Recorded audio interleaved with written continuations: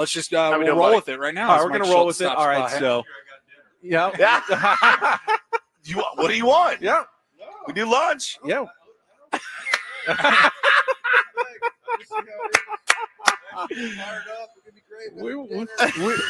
You would be surprised at how much consternation the three of us go through going, should we take him to dinner again? I mean, we had fun, we enjoyed it, but we don't want to impose on him. I mean, he's a busy guy. We probably spent like 3 hours talking about whether we should do dinner again with Mike Shildt or not.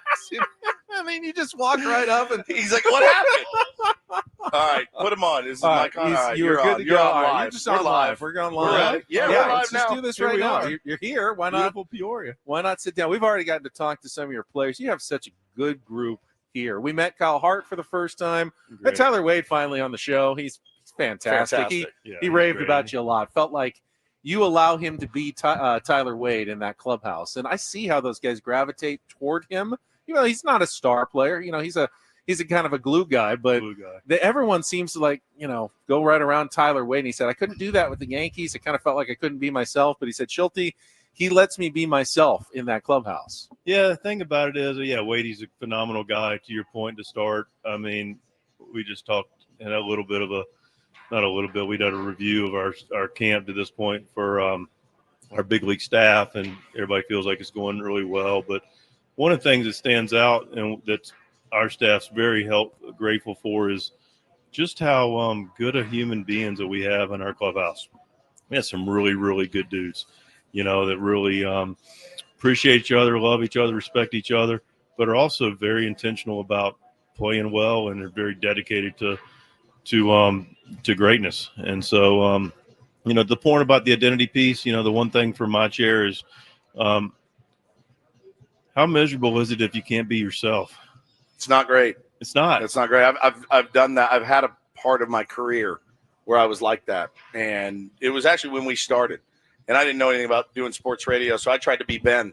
And once I decided that I can't be Ben and I just need to be me, it kind of all opened up. And I think I really connected with Tyler when he talked about that, because you have to be able to do you. But what is life if you can't be yourself? It really is, and the whole comfortable in your own skin. Yeah. I've been in a lot of those situations, and some of it, or a good portion of it, I put on myself. Yep. To try to be somebody that the world's trying me to be, or I think somebody should be. And there's some conformity that needs to take place when you're on a team, right, in a team setting. But ultimately, we talk a lot about be yourself in a team setting, and don't try to conform to somebody or who you're not. And it's very freeing, isn't it? Yeah, it is. It absolutely is. We're joined by the skipper, Mike Shildt, here on Ben and Woods. And, with every camp, there are new challenges. You had a little bit of a flu bug going around in this one. And we have. You got to, keep guys away.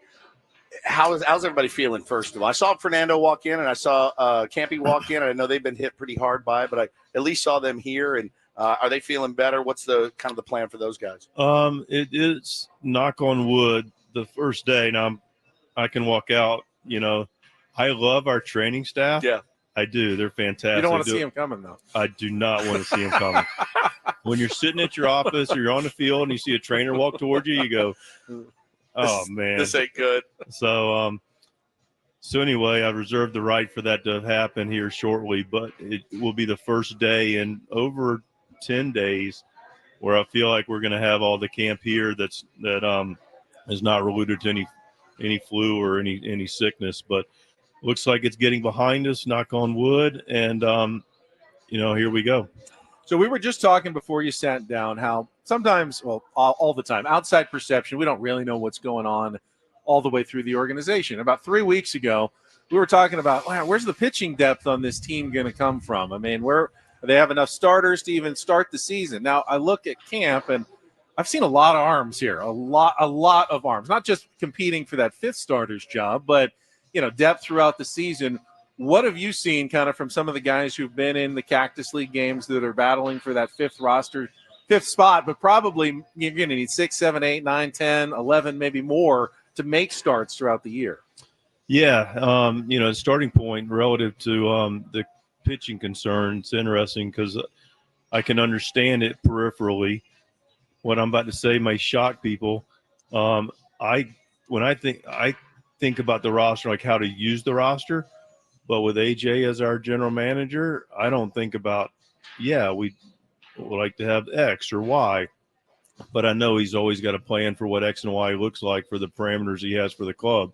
Now, specific to the depth, I've been really, really pleased with having the opportunity to see some young pitchers that I haven't seen yet. You hear about them, you read about them in reports, but when it comes to life, no particular order, and I'm likely going to leave somebody out. But Bradley Rodriguez, whoa! Wow. I mean, yesterday that was elite stuff. With quality strikes, because those two need to be married, those strikes and stuff. You look at Pena throwing the ball extremely well. Net has come in, big arm, multiple pitches. Exciting guy has weapons for righties and lefties. It looks like he could stay in a starting role and still develop and see where it takes him. So that's all been very positive. This Nunez kid, Eduardo Nunez, the free agent sign that we picked up, is a nice arm. He's the first free agent that was signed in all of the off season, and understandably, he's throwing 9,800 with life. A little more seasoning, but the arm's there. And then you look at the more recent signings. Obviously, Pavetta. We're looking forward to seeing Nick in competition, but he's fitting in really well with the group. Kyle Hart done a nice job coming in, and again, that guy that's dominated last year in the KBO and add some depth. And Wes Ferguson, we just added a lefty that we'll see what Wes brings to the table. But and of course the guys we have, the Waldron and Brito and Vasquez and that group. Before you ask your next question, I got to do some radio business here. We got to pause 10 seconds for station identification. You're listening to the Ben and Woods live from Padres Spring Training. I wanted to ask you about competition. You didn't pause. You got to pause. Oh, I got to pause? Yeah, for 10 seconds. KWFN and KWFN HD1 San Diego. Tony Gwynn Jr. here. Don't worry about missing Padres news. We'll update you on the latest on your way home. Gwynn and Chris, weekdays from 2 to 6 p.m. on 97.3 The Fan. An Odyssey Sports Station. All right, 10 seconds is up. You may speak again. All right, thank you very much. Shildt, wanted to ask you about, we had some fun with this earlier in the week. We were talking about, you hear it a lot in every camp. Oh, there's a lot of competition for left field, right? And you bring in 4, 5, 6, 7 guys, whatever. What does a competition look like from the manager standpoint, right? Because, in a black and white world, it's, all right, we have 5 guys. They're all competing for a left field job. You hit 470 with 3 home runs and 12 RBI, and you're looking good out in the field. You win the job. It doesn't always work that way. So from your perspective, what is it that a skipper looks for, to maybe fill a spot? Which again, we talked to you about Jurickson Profar and the loss of him. How do you recreate a Jurickson Profar with the guys that you have now? Yeah, I mean, so broad answer to your question is, the numbers don't lie necessarily. You do pay attention to them, sure, but you don't get married to them. In the sense of that, look, let's see what kind of quality of bats they're having. We win in a lot of different ways. We win with the numbers, but we win in the, moments that take place in the clubhouse, moments that take place. You mentioned Tyler Wade earlier. Yep. Tyler Wade's a winning player. How do you define that? It's hard to qualify. Sure. But he helps you win games. That's all you know. And he does that by lifting others up. He does that by seeing the game. He does it by his energy. All those are variables that clearly he's got ability. If he didn't have the ability, you could be on the club. He'd be at fantasy camp with me. Exactly. Yeah, you could be on the team with some of these attributes that I'm sure you have. But so it's a mixture. I take that as a compliment, actually. Yeah, a huge compliment. Thank you. Yeah. So yeah, your abilities clearly there, and how you fit with the group and how to put the team together. That's the other part about it. What's the team need, and what's this guy going to bring? Yeah. So it's not absolutely in a vacuum. Mike, how are the ABS challenges, the automated ball strike system, going from your perspective? I've seen other managers. I think Terry Francona said we're not doing it. They're not going to do it this year, so they're not going to worry about it. What's been your observations, though, of seeing it in play in some of these Cactus League games? It's been interesting. I'm still getting my head around it. It's different. Different doesn't mean good or bad, just different. We're not spending a lot of time on it. We had a brief explanation of just how it works to our guys. We owed that to them. But we've not put any feedback loop towards it, which we typically do with everything, because it's not going to come into play. There are some notes off to the side that'll be archived because let's don't kid ourselves. It's coming. Yeah. It's coming. But, we're getting ready for a championship 2025 season, and we're not going to spend a lot of time, energy thinking and working on something that's not going to be in play. Next spring training, though, maybe. Yeah, that's what I'm saying. The The notes are there and getting a feel for it and thinking about, the thing that's interesting to me, at least, is how it has to be done. I understand the immediacy of it, but they're potentially in the future. There's a real strategy of when to use it and educate the players when to maybe think about using it from a big picture game perspective. I thought Maldonado did a good job with it yesterday. Used it at an appropriate time, to try to prevent a leadoff walk. We'll see, obviously, how the team looks when you guys break camp and who's on the roster and who's in the fifth spot and who's catching, who's playing left field. But for you, Shildt, and I know, we talked about this too, your teams traditionally, there's a build, and that's a good thing, right? You want to be playing your best baseball when it really matters the most. Do you feel any extra pressure to get off to maybe a hotter start this year than maybe you did last year? Or does that not change? I listen, it's interesting. One thing we talk about, I believe in sincerely, is, better as the game goes, series goes, season goes. Yep. You've said that like a mantra since you got here. It's important. It's served me well. Yeah. And teams I've been a part of well. That being said, clearly you want to get off to a good start. I also come from a mindset of, like, that April game is just as important as that June game, as important as that September game, and clearly the October games are important. And yes, we definitely want to get off to a good start. I can tell you that, last year there was a lot of variables that came into play. I don't need to really, unless you want to know them, list them necessarily.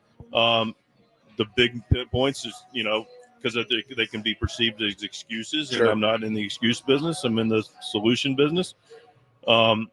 But now, we've been together a year. There's clarity what we're doing, how we're doing it, why we're doing it. We've got a, more traditional spring training, and but we expect to be able to perform and compete March 27th and onward.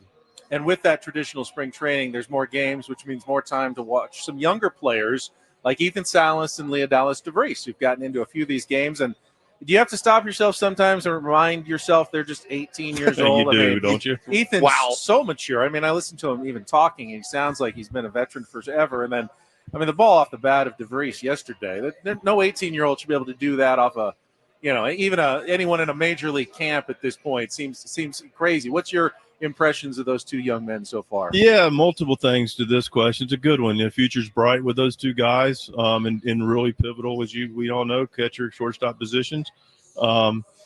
Unpacking them. I first of all appreciate their ability. To your point, special players. You look back in time at guys that. I talked to Manny the other day. Broke in at 20. Jackson 20. You start looking at guys that have long-term successful players. They break in at a young age, So, and I never really get too caught up, but it is impressive that they're 18. But their ability's clear. The way they go about it has been really impressive. There is some growth, as you would expect. It needs to continue to take place, but that's why we're here, helping them understand. The real spread of this, they have big league talent. It's now continuing to help them have a big league mindset. One of the things that's been a challenge for guys with that kind of talent that have a chance to be on a physical trajectory to a big league, especially a clubhouse that expects to win, is the spread of what they need to understand emotionally or mentally. And so, that's important. that they start to pick up some of these nuances because they're coming quickly, and if they don't get them between now and then, that's the intentionality to really their development. That to the question earlier a little bit about, performance is important, but it's the nuanced things that help you win games. Well, Mike, we appreciate you sitting down and spending some time with us. We'll have our agent contact your agent about setting up a dinner. Well, I mean, I don't have an agent. And I know, high-profile radio guys like yourselves I'm actually embarrassed that I have one. And he are well represented on the agents factor. How'd you get a contract extension without an agent? He did it himself. I'm more of a public course player. I carry my own bag. Drove a 2006 Tundra for, almost 15 years. Did you upgrade that this offseason? No. New deal? No, nothing? did not. No, all right. Nope, upgraded it and still now have a 2021 Jeep. All right. There you go. That I'll probably have He's another a man of the people. 15 years. I try to be. Yeah. He is. But hey, I deal with agents fair amount, and I'll be happy to talk to your agent and negotiate with him. But look, you guys are amazing, and appreciate your support for our club. Thank you, Shildt. Good luck against the White Sox today. I know you've dropped a couple here lately. Fans are starting to get restless back home. So Yeah. you better come back with a win. Save it. You can absolutely save it right now. I need to get fire those guys up today. Right? Yeah, why don't you go in and you get them going? Yeah. Mike Shildt, the manager of the San Diego Padres. He is truly a delight, especially here at spring training. Love talking to him.